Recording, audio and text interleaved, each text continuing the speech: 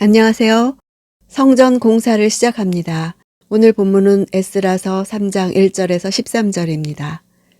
1절 이스라엘 자손들이 각각 고향에 정착한 지 7째 달이 지난 후에 백성들이 예루살렘에 일제히 모였습니다. 7째 달에는 나팔절과 속죄일과 초막절이 있습니다.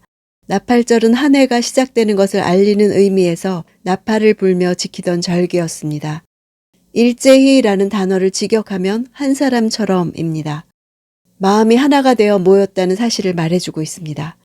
귀한 뒤에 처음 맞이하는 7월에 새해 첫 시간부터 자발적으로 예루살렘에 모였고 이 모임은 초막절까지 지속되었습니다. 이 사실을 초두에 쓰는 것은 성전 재건보다 하나님과의 관계 회복이 우선되어야 함을 말해줍니다. 2절 그때 요사닥의 아들 예수아와 동료 제사장들과 스알디엘의 아들 수룹바벨과 그 동료들이 일어나 이스라엘의 하나님의 제단을 다시 짓기 시작했습니다. 하나님의 사람 모세의 율법에 기록된 대로 그 위에 번제를 드리기 위해서였습니다. 앞서 2장 2절에는 정치 지도자 스룹바벨이 먼저 나왔는데 이곳에는 종교 지도자 예수아가 먼저 나옵니다. 이것은 페르시아 시대 초기에는 스룹바벨에 대한 기대가 컸습니다.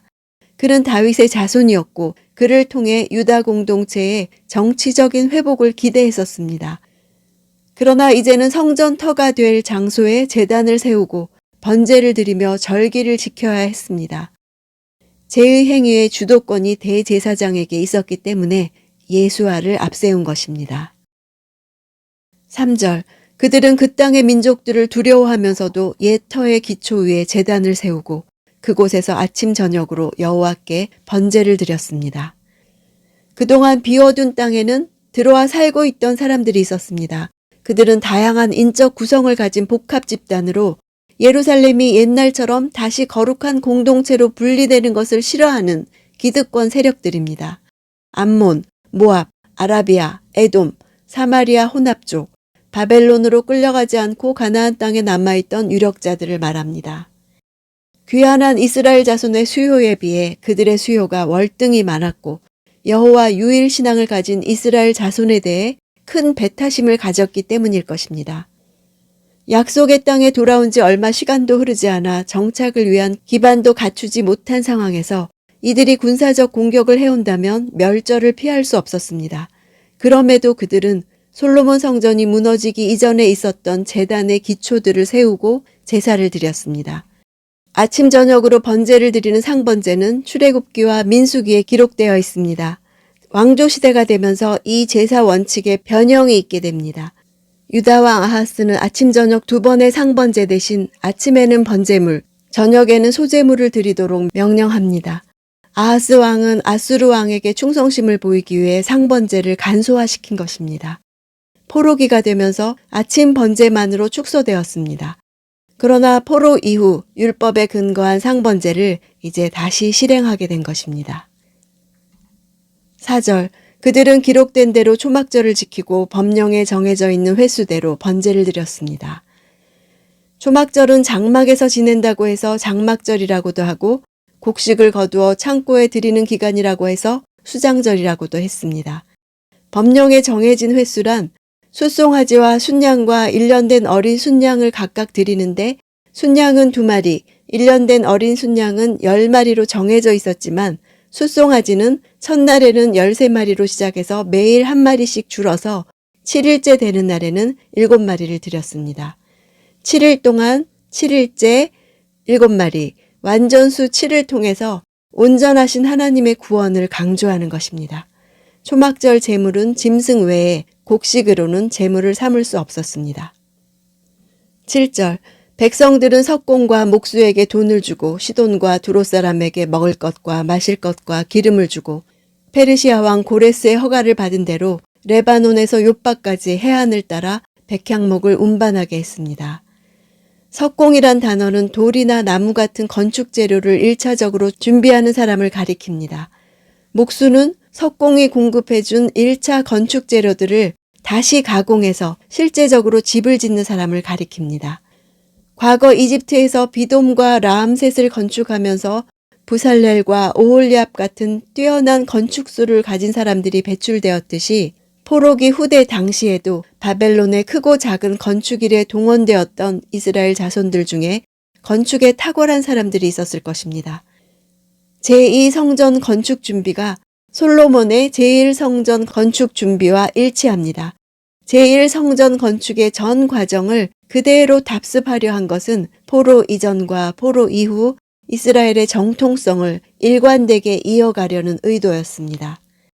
8절, 그들이 예루살렘에 있는 하나님의 집에 도착한 지 2년 둘째 달이 되었을 때에 스알디엘의 아들 스룹바벨과 요사닥의 아들 예수아와 그 나머지 동료 제사장과 레위 사람과 포로로 잡혀갔다가 예루살렘에 돌아온 모든 사람이 성전을 짓는 일에 착수했고 20세 이상의 레위 사람을 세워 여호와의 집 짓는 일을 감독하게 했습니다.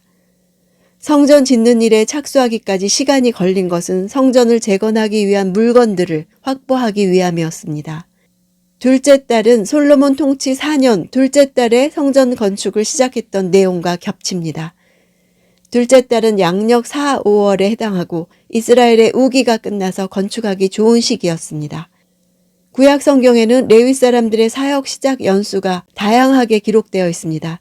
30세 혹은 25세에 사역이 시작되어서 정년은 50세입니다. 사역 연수가 이렇게 일정치 않았던 이유는 레위인들의 인력 수급이 가장 큰 원인이었습니다. 귀한 대열에 참여한 레위인들이 적었기 때문에 사역 시작 연수가 20세 이상으로 낮아진 것입니다.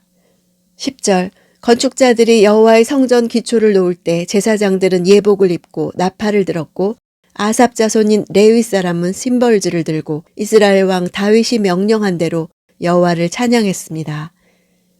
다윗이 명령한 대로라는 것은 다윗이 성전 음악 제도를 만들었기 때문입니다. 귀한 자들 중에 노래하는 자들이 있었다는 것은 포로기에도 성전 음악의 전통을 이어가던 자들이 있었다는 의미입니다. 12절, 그러나 나이가 지긋한 여러 제사장과 레위 사람과 족장들, 곧 전에 있던 첫 성전을 본 사람들은 자기 눈앞에 성전 기초가 놓이는 것을 보고 목 놓아 울었습니다. 다른 많은 사람들은 기뻐 소리쳤습니다. 첫 성전을 본 사람들의 나이를 짐작해보면 60세 전후입니다. 분열 왕국 시대 유다 왕들의 평균 수명이 46, 7세이고 60세를 넘긴 왕이 우시야, 므낫세 단 2명이었음을 감안한다면 이들은 비교적 장수하던 자들이었습니다. 성전 사역에서 은퇴한 자들이었으나 전통의 연속성이라는 측면에서 커다란 공헌자들이었습니다. 이들이 있었기에 포로 이전의 이스라엘 전통을 이어갈 수 있었고 이들이 있었기에 새로운 세대에게 전통을 물려줄 수 있었습니다. 이스라엘 백성들은 성전 기초를 놓으며 여호와의 토부와 헷세드를 찬양했습니다. 예루살렘 성전 파괴는 성전의 제의 규정과 예배 음악이 역사 속으로 사라질 수 있었던 아찔한 사건이었습니다. 그러나 바벨론에 갔던 이스라엘 백성은 비록 성전은 건축할 수 없었지만 예배 형식과 예배 음악을 고스란히 간직하고 있었습니다. 무려 70년을 그렇게 간직하고 자손들에게 전수했습니다. 다음 세대에게 예배를 전수해주는 민족이 된 것입니다. 이스라엘은 나라는 없어졌으나 예배가 살아있으니 민족이 소생할 수 있었고 약 2000년 후에 국가가 세워지게 되었습니다. 우리에게도 세대 간 생각이 다를지라도 하나님 앞에 와서 울고 웃는 예배가 회복되기를 원합니다. 하나님께서 웃는 자의 예배와 우는 자의 예배를 다 받으실 줄 믿습니다. 그 소리가 멀리까지 들렸다는 것처럼 예배의 감격이 교회를 넘어 세상으로까지 영향력이 있기를 간절히 원합니다.